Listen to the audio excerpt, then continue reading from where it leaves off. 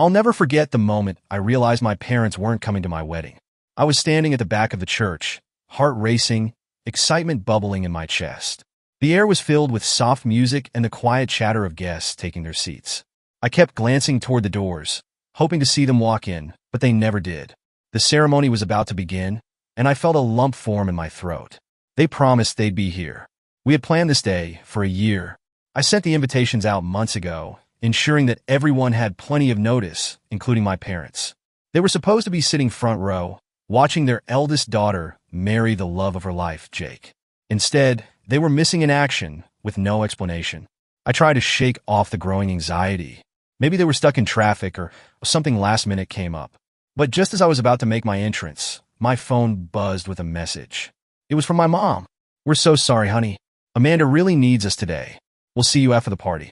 I stared at the message, stunned, trying to make sense of what I had just read. Amanda's surprise party. My sister had planned a last-minute surprise birthday party for her boyfriend, and my parents had chosen that over my wedding. It felt like a slap in the face. How could they prioritize some casual party over their own daughter's wedding? Jake noticed my hesitation and the look on my face, and I could see the concern in his eyes. He mouthed, "Everything okay?" But I just smiled weakly and shoved my phone into my bag. I wasn't going to let this ruin our day. I plastered on a smile, adjusted my dress, and walked down the aisle toward Jake, trying to focus on the love we were celebrating. But inside, I felt like a part of me had been shattered. The ceremony itself was beautiful, more than I could have imagined. Jake looked at me with such love and warmth, and for a brief moment, I let myself forget the aching absence of my parents. Our friends and extended family were all there, showering us with love and support. But their empty seats, front and center, were impossible to ignore. By the time we reached the reception, I was emotionally drained. Jake, ever the optimist, kept trying to lift my spirits, saying how everything was perfect and that our love was all that mattered. And he was right, but I couldn't shake the feeling of betrayal. My own parents had missed the most important day of my life.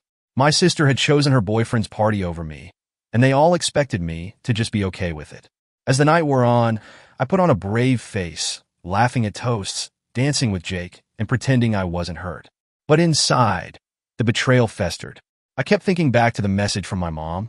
It wasn't even an apology, just a casual explanation, as if attending Amanda's party was perfectly reasonable. As if my wedding wasn't something they were meant to prioritize. The few friends who noticed their absence asked where my parents were, and each time, I shrugged it off, saying they had other commitments. But I knew everyone could sense something was off. My heart ached every time I thought about it, and by the end of the night, I felt more conflicted than ever. Jake and I spent the night surrounded by people who genuinely loved and supported us. But the empty space left by my parents and sister was undeniable. And as much as I tried to push the pain aside, I couldn't. I had always been the one to go with the flow, to forgive easily, but this time felt different. This time, the wound was deeper, and the message was clear. They didn't see my wedding as a priority. They didn't see me as a priority. As Jake and I left the venue that night, hand in hand, I realized something had shifted inside me. I wasn't sure if I could forgive them for this. It wasn't just the fact that they had missed my wedding. It was the blatant disregard for my feelings, the understanding that Amanda's boyfriend's party somehow took precedence over the beginning of my marriage. It stung in ways I couldn't describe. By the time we were back at our hotel, I knew things were going to change. I wasn't sure what kind of relationship I could have with my parents or my sister after this, but I knew one thing for certain. I needed to set boundaries. They had made their choice, and now I needed to make mine. What I didn't realize then was just how deep this rift would go, and how much worse things would get. In the days following the wedding, I tried to stay hopeful. Maybe my parents would realize they had made a mistake. Maybe they'd call, apologize, say they regretted not being there. But no such thing happened. Instead, all I got was a short, infuriating text from my mom. "Hope you had a nice time. Amanda's party was a huge success. Can't wait to see the pics from your wedding." That was it. Not even a hint of remorse. No acknowledgement of the fact that they missed one of the most important days of my life to attend a party for Amanda's boyfriend. It felt like a punch in the gut. I stared at my phone, wondering how they could be so oblivious, so callous. I had foolishly hoped they would at least ask how the wedding went, but instead, they were gushing over Amanda's party as if it was some grand achievement. I was angry, hurt, and tired. The wedding, which should have been one of the happiest days of my life, was now clouded by this overwhelming sense of betrayal. I knew I couldn't just sit with these feelings, so I picked up the phone and called my Aunt Lisa. Aunt Lisa had always been a steady presence in my life. She and my Uncle Rob were considered the black sheep of the family, never quite fitting in with my parents' rigid, self-centered ways. They'd warned me for years about how my parents favored Amanda, but I never wanted to believe it. Now, it was impossible to ignore. When Lisa picked up, I could barely hold back the frustration. "They didn't come, Lisa," I said, my voice breaking. "They went to Amanda's stupid party instead." There was a long pause on the other end of the line. I could almost hear her shaking her head. "Oh, sweetie," she finally said, her voice soft but firm. "I'm so sorry. But I'm not surprised. I've been telling you this for years. You're not their priority." Hearing those words hurt. Even though I knew she was right, it still felt like a knife twisting deeper into the wound. How can they act like it's no big deal? "I'm their daughter. They've always treated Amanda like the golden child," Lisa replied, not unkindly. "And you've always been the easy one. The one who won't make waves. But this time, you can't let them sweep it under the rug." She was right. I couldn't let this go. For years, I had bent over backward, trying to be the easygoing daughter. I'd avoided confrontation, let things slide, tried not to stir up drama. But this was different. This wasn't just about being overlooked for some trivial thing. This was my wedding, and they had chosen Amanda's boyfriend's birthday party over me. When I hung up the phone, I felt both vindicated and sad. It was like something inside me had finally snapped, and I couldn't ignore the truth anymore. I wasn't their priority, and maybe I never had been. Jake, who had been quietly listening from across the room, walked over and put his arms around me. "You don't have to keep putting up with this," he said gently, his voice steady. "You deserve better. We're starting our life together, and that's what matters now." His words gave me the courage I needed. I knew I had to set boundaries. I wasn't going to beg for my parents' attention anymore. If they couldn't make the effort to be there for me on my wedding day, then they didn't deserve to be part of my life moving forward. I didn't block them or cut them off completely. That would have been too dramatic, but I did something I had never done before. I stopped reaching out. I didn't call them. I didn't visit. I didn't even send pictures from the wedding. I figured if they cared enough, they'd make the effort to check in. Spoiler, they didn't. Weeks passed, and I heard nothing from them. No follow-up text, no call asking how I was doing, no attempt to make things right. Amanda, of course, posted all over social media about the epic party she threw, and my parents liked and commented on every single post. It hurt, but it also gave me clarity. They had made their choice. Now it was time for me to make mine. I wasn't going to keep chasing after them, hoping they'd care about me the way they did about Amanda. I had Jake, and I had my aunt and uncle, who had always supported me. That was enough. Still, I couldn't help but wonder how long it would take before my parents realized what they had lost, or if they ever would. It wasn't long after the wedding that something unexpected happened. Jake and I were invited over for dinner at Aunt Lisa and Uncle Rob's house, which wasn't unusual. We often escaped to their place on the weekends, finding comfort in their warm, drama-free company. But this time, the air felt different, more serious. Dinner started off normally, with Lisa and Rob chatting about their latest gardening projects and Jake asking about Rob's woodworking hobby. But midway through the meal, I noticed Lisa exchanging a glance with Rob. She cleared her throat, her expression softening as she turned to me. "We've been thinking a lot about what happened at your wedding," she said, her voice careful. I tensed, immediately wanting to brush it off. I didn't want to reopen the wound, especially in such a peaceful setting. But before I could say anything, Lisa continued. "Rob and I want you to know that we've made some decisions regarding our estate." I blinked, confused. "Your estate?" I repeated, unsure of where this was going. Rob nodded. "We don't have kids, and we've always thought of you as our own.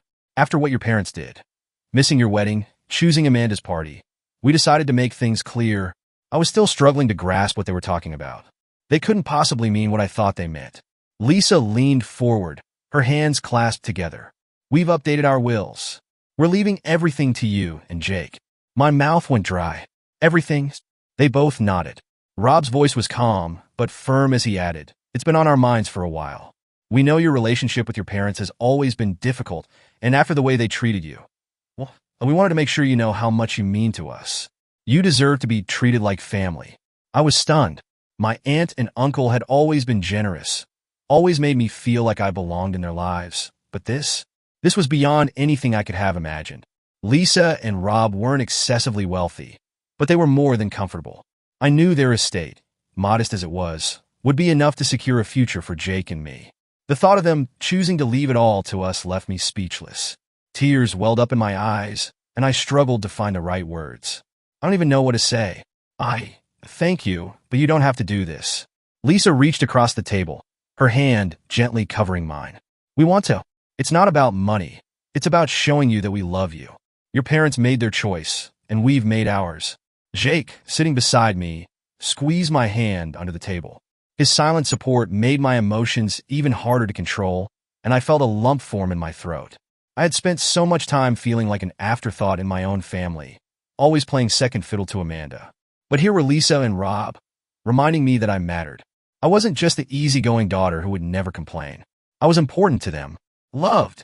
We just want you to know, Lisa continued, her voice filled with warmth, that you're not alone. You never will be.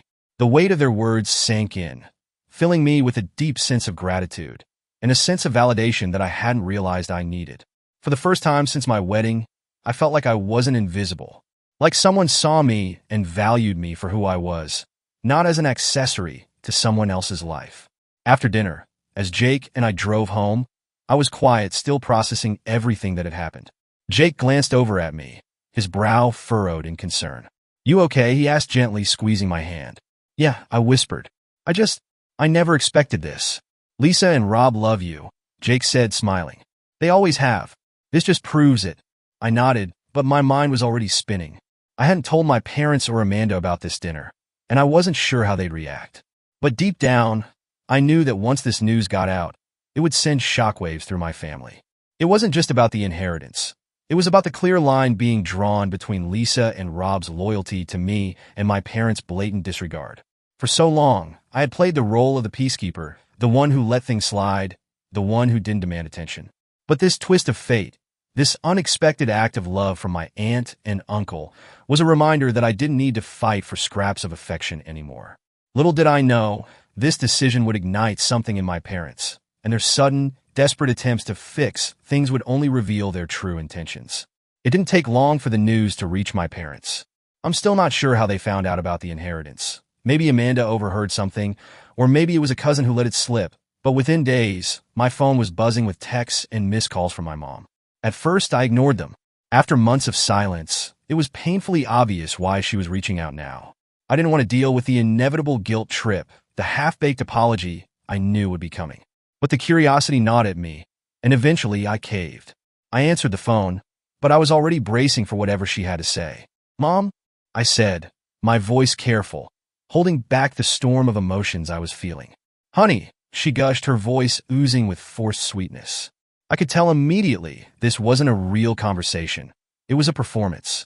We've been thinking so much about what happened at your wedding, and we really want to make things right. I almost laughed. Now she wanted to make things right?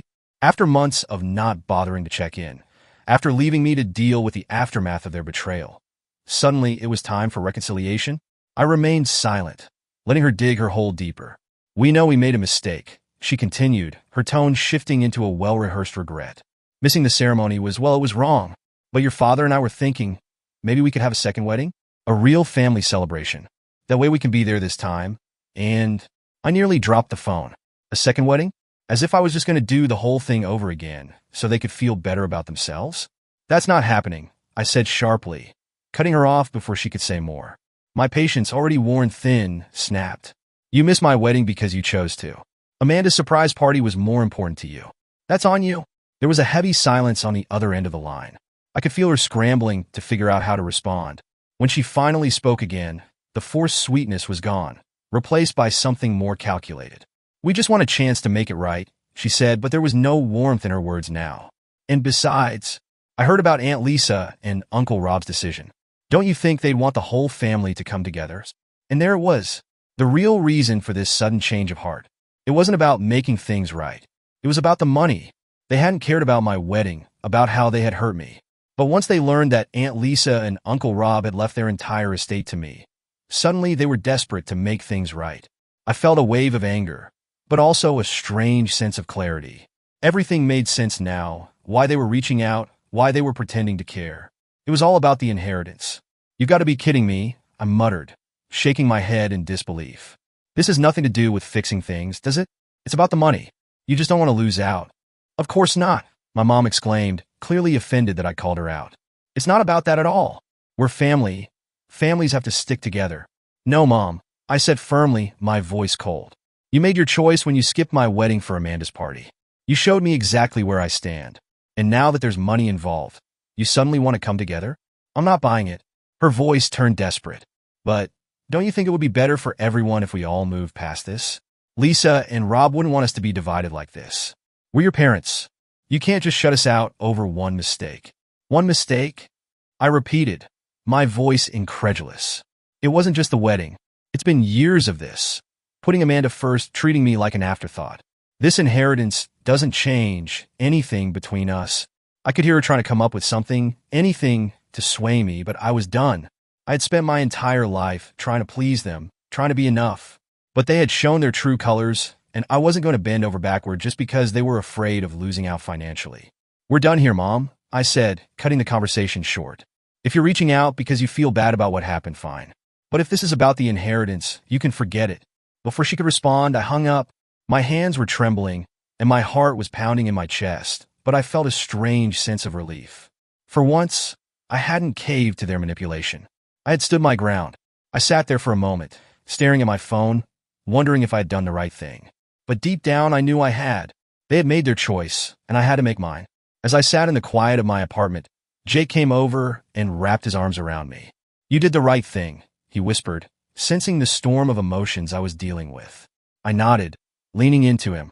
I knew this was far from over, but for the first time in my life, I felt like I was taking control of my own story. Whatever came next, I was ready. The day after my phone call with Mom, my sister Amanda called. I stared at the screen, debating whether to answer.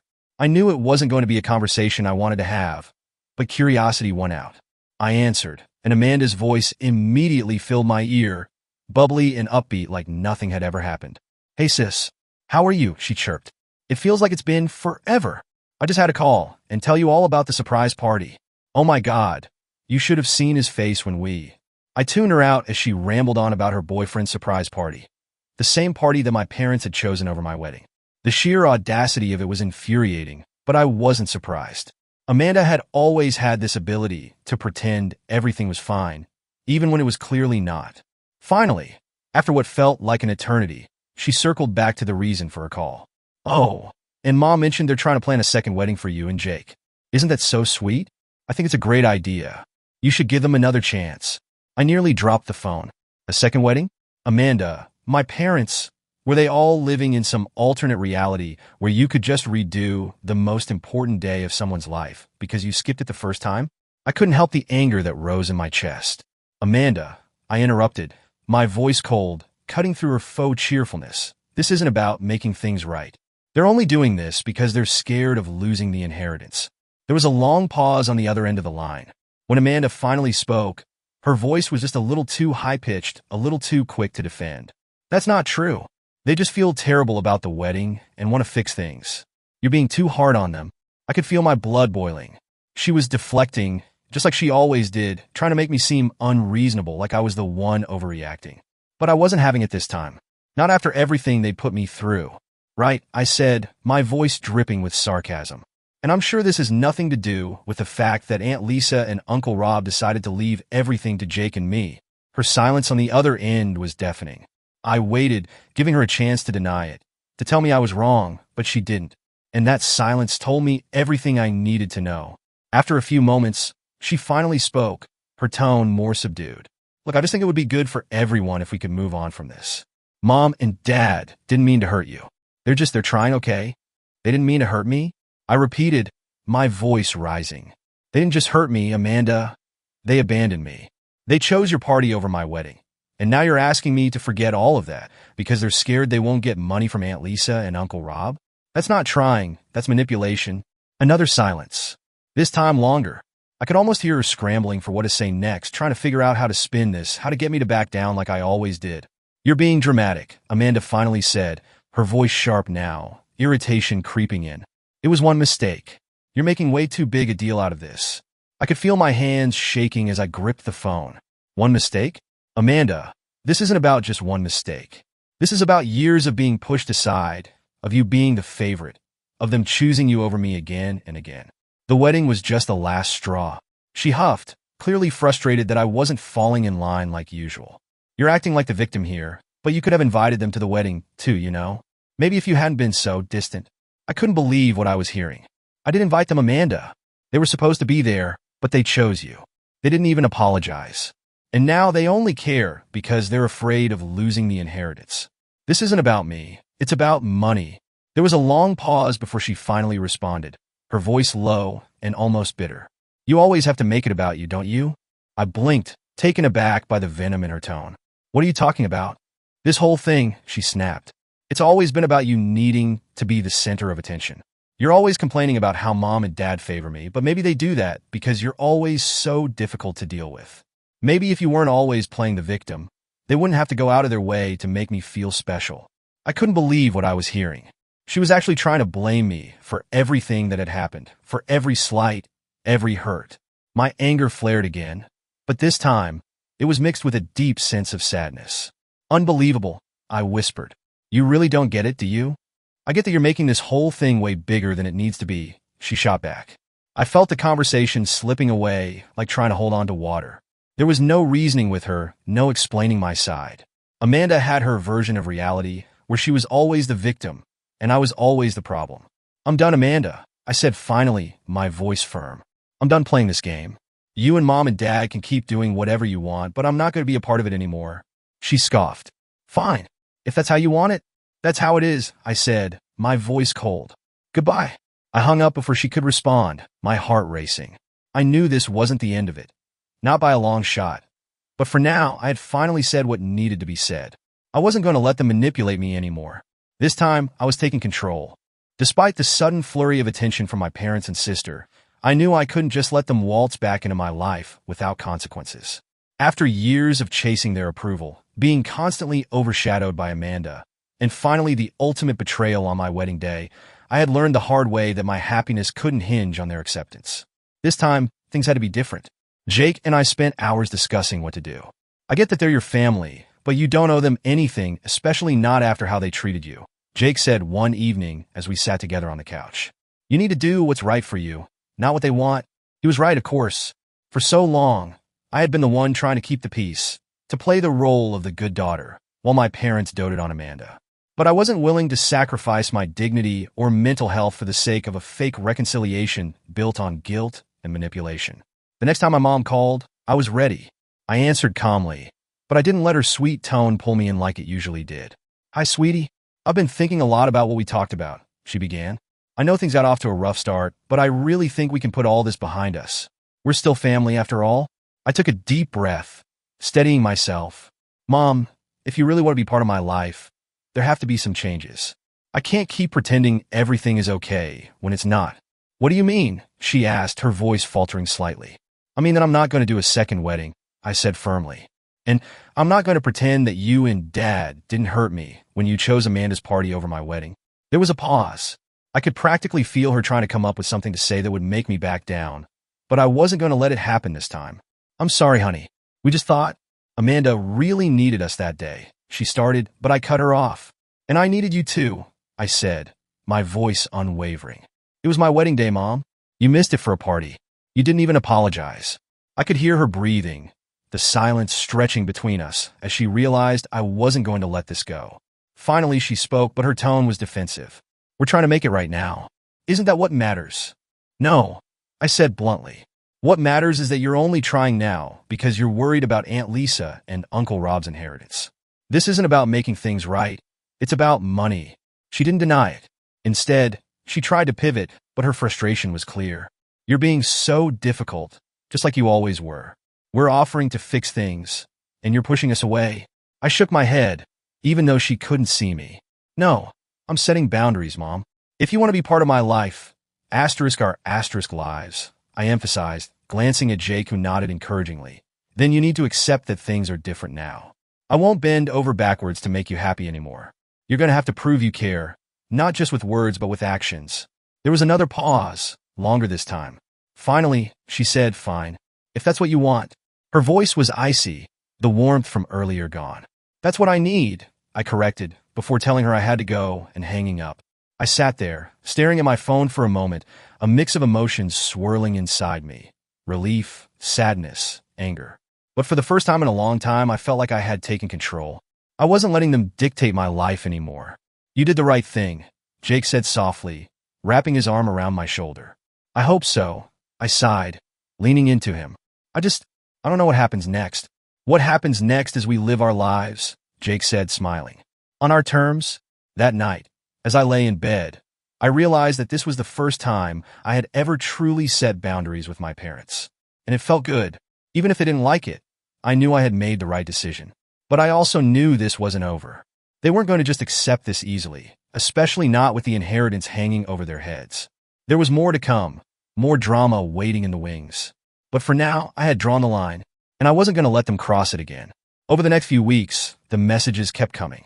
My mom, who had barely lifted a finger after my wedding, suddenly found the time to send me long, emotional texts. Each one was filled with regret and thinly veiled guilt, trying to tug at my heartstrings. Asterisk, "I think about your wedding every day. We made a mistake, honey, but families forgive each other, right? I just want us to move forward. Please let me make it right." Asterisk, I would read them, my stomach twisting.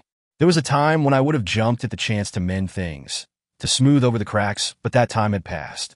The problem wasn't just the wedding. It was a lifetime of feeling like an afterthought to them. The voicemails from my dad weren't much better. He wasn't one to express emotions, so hearing him talk about how much he missed me was disorienting. His message sounded sincere, but I couldn't shake the feeling that there was more behind his sudden concern. Asterisk, "I just want us to be a family again, kiddo. We miss you. Let's put all this behind us. Your mom, and I just want to be part of your life." Asterisk, I almost wanted to believe him, but I knew better. If they truly cared, they wouldn't have waited until there was something to lose. Amanda, of course, was relentless in her own way. She sent message after message, all filled with the same shallow attempts at reconnecting. Her tone was upbeat, as if the whole mess was just a minor hiccup. She acted like my feelings were a phase I needed to get over. Asterisk, "Come on, sis. We're family. We have to stick together. I know you're upset, but mom and dad really want to fix this. You should just let it go." Asterisk, Amanda's words rang hollow. The same sister who had stolen the spotlight on my wedding day was now acting like I was the one making things difficult. As usual, her focus was on maintaining the status quo, ensuring that she remained the center of attention while the rest of us fell in line. I tried to ignore it all, but the constant barrage of messages made it impossible. I could feel the guilt they were trying to shove onto me, wrapping around my heart like a heavy chain. My mother's pleas, my dad's voicemail, Amanda's insistence. They were all pushing me to break, to fold under the weight of their expectations. But I wouldn't. Not this time. Jake was my rock. Every time I felt myself wavering, he was there reminding me why we had set these boundaries in the first place. "You don't owe them anything," he would say, pulling me close. "You've given them enough chances. It's okay to put yourself first." He was right. It was okay. But knowing that didn't make it easy. There were days when the guilt gnawed at me, whispering that I was being too harsh, that maybe they really did want to make things right. But then I would remember the months of silence, the years of being second to Amanda, and I knew that this wasn't about them wanting to fix things. It was about control. I wasn't blind to their tactics. The sudden outpouring of affection wasn't because they had finally seen the light. It was because they were terrified of losing Aunt Lisa and Uncle Rob's inheritance. They were grasping at straws, hoping that if they played nice long enough, I'd cave. But I was done playing their games. The messages kept coming, but I stopped responding. I needed to focus on my life with Jake, on building a future without the shadow of my parents' manipulation hanging over me. Every day was a reminder that setting boundaries wasn't just about protecting myself. It was about choosing happiness on my terms, not theirs. It wasn't easy, and some days were harder than others. But with each message I left unanswered, with each guilt trip I refused to fall for, I felt a little lighter. I was reclaiming my life, one boundary at a time. I had no idea how far my family would go to break down those walls. But for the first time, I felt ready to face whatever came next. The tension in the room was palpable as we sat in the living room, my parents across from Jake and me. I could see the nervous energy in the way my dad fidgeted with his hands, and my mom kept trying to plaster on that sweet smile she always used to diffuse conflict. But this wasn't going to be a night for pretending or playing nice. My mom, never one to let silence linger, tried to start things off with her usual charm. "Honey, I've missed you," she said, standing up to reach for a hug. But I didn't move. Sit down, I said, my voice colder than I intended. We need to talk. The words hit like a hammer, and her outstretched arms fell awkwardly by her side as she sat back down, the smile faltering on her face. I wasn't going to let this drag out. There was no point in tiptoeing around the issue. You didn't come to my wedding, I said, looking each of them in the eye, my voice steady. You made your choice that day, and now you're acting like everything can just be fixed with a second wedding. But let's not pretend this is about wanting to make things right. My dad shifted in his seat, avoiding eye contact. My mom, though, was ready with her rehearsal lines. Sweetie, we've told you how sorry we are. We know we made a mistake, and we want to make it up to you. No, you don't, I interrupted, my words slicing through her excuses. You're not here because you want to make things right. You're here because you're worried about Aunt Lisa and Uncle Rob's inheritance. That's what this is really about, isn't it? There it was, the truth hanging in the air between us. My mom's smile faltered completely, replaced with a look of surprise and hurt. How can you say that? She whispered, as if I had just accused her of the most heinous crime. We're your family. We love you. Do you? I countered, my voice sharper than before. Because when I needed you the most, on my wedding day, you weren't there. You chose Amanda's party over me. And now, suddenly, you're sorry, but only after you found out about the inheritance. My dad cleared his throat, finally finding his voice. We made a mistake, okay? We've admitted that. But this isn't about money. We just want to move forward as a family. I shook my head. No, Dad. This is exactly about money. You and Mom didn't show any interest in fixing things until you realized you might lose out on something. Let's not pretend otherwise. The silence that followed was deafening. My mom's face hardened, her emotional plea crumbling into frustration. So what? She snapped. You're just going to cut us out of your life because of one mistake? Families forgive each other. You're being stubborn, and you know it. Jake, who had been quietly sitting beside me, finally spoke up. His voice was calm but firm. This isn't about being stubborn. It's about boundaries. You can't expect to walk all over her and then act like it's her responsibility to make things right. My mom looked at Jake with narrowed eyes, the frustration boiling over. You don't understand. We're her parents. We've always been there for her. I couldn't hold back the bitter laugh that escaped my lips. Asterisk, always asterisk there for me? I echoed. Are you serious? You've always been there for Amanda, not me. Every time I needed you, you chose her. And I let it slide for years. But I'm done. I'm not going to keep pretending everything's okay, just because you say sorry when it's convenient for you. My dad stood up, clearly uncomfortable with the confrontation. We didn't come here to argue, he said, his voice clipped. We came here to try and fix things. And I'm telling you, the way to fix this isn't with another wedding or some forced family reunion, I said, standing up too, feeling the weight of the moment pressing down on me. If you want to be part of my life, it's going to take more than just words. You're going to have to prove it. With actions. Real actions. Not guilt trips. My mom looked like she was about to say something, but I held up my hand. And just so we're clear, I continued, Jake and I aren't doing a second wedding. We've moved on. If you want to be part of our lives, you'll need to respect that. The room fell into an awkward, tense silence. My mom opened her mouth, closed it, and then sighed dramatically. Fine, she said, her voice cold now. But don't say we didn't try. I watched as they gathered their things, my heart pounding in my chest. It wasn't easy standing up to them, and part of me wanted to crumble under the weight of their disapproval. But Jake squeezed my hand, a silent reminder that we were in this together. As the door closed behind them, I exhaled a breath I hadn't realized I'd been holding. Are you okay? Jake asked, his voice gentle. I nodded slowly, the reality of the situation sinking in. Yeah, I said, though I wasn't entirely sure. I think so. But as I sat back down on the couch, I couldn't help but wonder if this confrontation was just the beginning of something much bigger. The silence after my parents left felt heavier than the confrontation itself. For years, I had been chasing their approval, bending over backward to keep the peace, hoping that maybe one day they would choose me over Amanda. But tonight was different. As the door clicked shut behind them, I realized I didn't care anymore. Jake sat beside me, his hand resting on my knee, his calm presence grounding me. You okay? He asked, his eyes searching mine for any signs of regret. I exhaled slowly, trying to process the whirlwind of emotions swirling inside me. Yeah, I said, though my voice wavered slightly. It just feels final, and it did.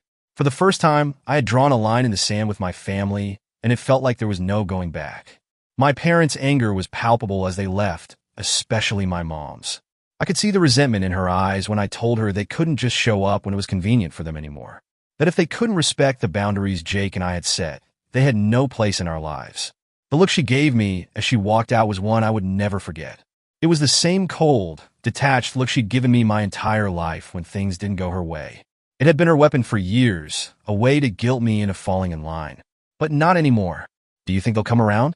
Jake asked, breaking the silence. I thought about it for a moment, but I knew the answer.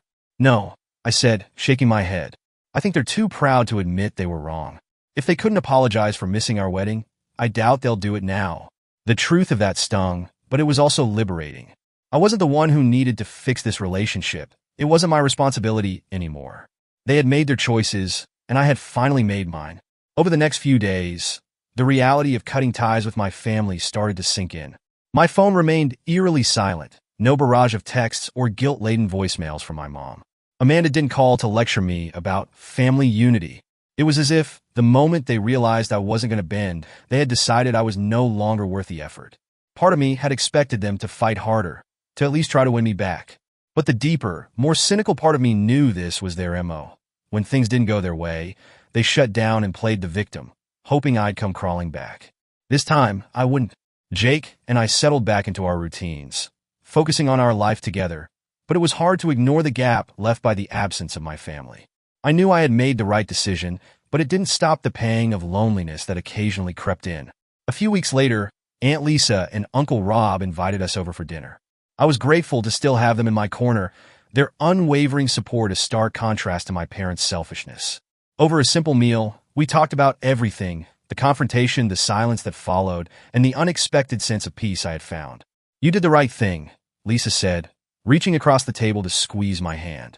You spent too long being the one to compromise.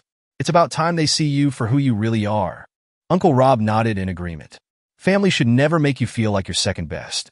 If they can't accept the boundaries you've set, then they don't deserve to be part of your life. Hearing those words from them, people who had always treated me with love and respect, made me feel lighter. I didn't need to feel guilty for cutting ties with my parents. I didn't need their approval or their affection on their terms. As we drove home that night, I leaned my head against the window, watching the city lights blur past. I felt a strange mix of sadness and relief. I was grieving the family I had always wanted them to be, but I was also proud of myself for finally standing up for what I deserved. I think we're going to be okay, I said quietly, breaking the comfortable silence in the car. Jake glanced over, his smile warm and reassuring. We already are. In the weeks that followed, I started to focus on the people who had always been there for me. The family I had built with Jake and the one I had found in Aunt Lisa and Uncle Rob. They had shown me what unconditional love and support looked like, and I wasn't going to waste any more time chasing after people who couldn't give me that. The distance between my parents and me remained, but the guilt no longer weighed me down. I was no longer waiting for an apology that might never come. I had found peace in setting boundaries, in choosing myself and my happiness over their expectations. And for the first time in a long time, I felt free. It's been a few months since that tense night with my parents, and though the air between us hasn't cleared, I don't regret setting the boundaries that were long overdue. For the first time in my life, I feel like I'm living on my own terms, no longer tethered to their expectations or their emotional manipulation. And while it hasn't been easy, it's been necessary. Jake and I have settled into our new rhythm, our focus on building a life that's truly ours. We've been planning more seriously for the future, whether that's expanding our family or pursuing new business ventures. We've even started looking at houses, talking about which neighborhoods feel like the best place to raise a family. The excitement of what's ahead fills our days now, not the bitterness of the past. Aunt Lisa and Uncle Rob have been constant pillars of support. If I didn't know any better, I'd say we've grown closer since all this mess with my parents. They've welcomed Jake and me into their lives more deeply, and we've spent countless weekends sharing meals, stories, and plans for the future. It feels like real family, the kind of warmth and loyalty I had always craved but never quite found with my own parents. And in truth, Aunt Lisa's words have stuck with me. Family isn't about blood. It's about who shows up, who stands by you when things are hard, and who values you without conditions. They've proven that over and over, and it's something I hold on to now, a compass for the life Jake and I are building together. As for my parents and Amanda, they've mostly backed off. After that confrontation, there was an uneasy silence, almost as if they didn't know how to deal with this version of me, the one who wouldn't just roll over and try to make peace for the sake of avoiding conflict. But every now and then, I still get those guilt-laden texts from my mom. "We miss you," she'll write, or "family is important. We should try to reconnect." Each message feels hollow, as if she's trying to sweep everything under the rug, pretending like the wounds she caused can just be forgotten with a few sentimental words. I don't respond. I've learned to recognize the difference between genuine remorse and self-serving regret. My mom isn't reaching out because she's sorry for how she treated me. She's reaching out because she's afraid of being cut off from the inheritance, or, worse, being left out of the life Jake and I are creating. It's still about her, not about me. Amanda, too, has been quiet. After I called her out for her part in all of this, it seemed like she finally understood there were consequences to her actions. But like my parents, I know she's still operating under the assumption that time will heal all wounds. In her mind, I'll come around eventually, and we'll go back to the way things were. She doesn't realize that I've outgrown that role. The one where I'm expected to be the quiet, accommodating sister who always steps aside. And while part of me feels sad about how fractured things are with my family, another part of me feels free. For so long, I was weighed down by their expectations and by my constant attempts to make them happy. Now, for the first time, I'm prioritizing my own happiness, and it feels liberating. Jake and I are doing better than ever. He's my rock, the one person who has been steadfast through all of this. When I wavered, when I wasn't sure if I was doing the right thing, he reminded me that we were building something stronger than the dysfunction I came from. He's right. We've faced this storm together, and we've come out the other side more in sync than ever. We've been talking more seriously about kids lately. The idea of raising a family of our own, with none of the chaos and dysfunction I grew up with, excites me. I want our future children to know what it's like to be valued unconditionally. I want them to grow up in a home where love isn't transactional, where their worth isn't measured by how much they can sacrifice for others. And Jake feels the same. We're on the same page, planning for a future where our family, our real family thrives. Of course, I know my parents will never truly disappear. They'll always be there, lurking in the background, sending the occasional message, trying to worm their way back into my life. But I've learned how to handle it now. I know how to keep the boundaries firm, how to protect my peace.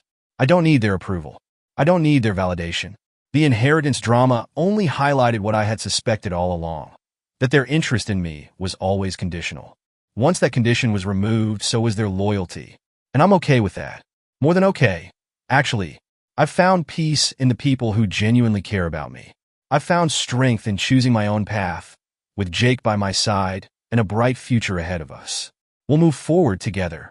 And whatever challenges life throws at us next, I know we'll be ready for them. Because we're building something real, something that doesn't require constant bending and breaking just to keep the pieces together. We're building a life full of love, respect, and boundaries. And that's all I've ever wanted.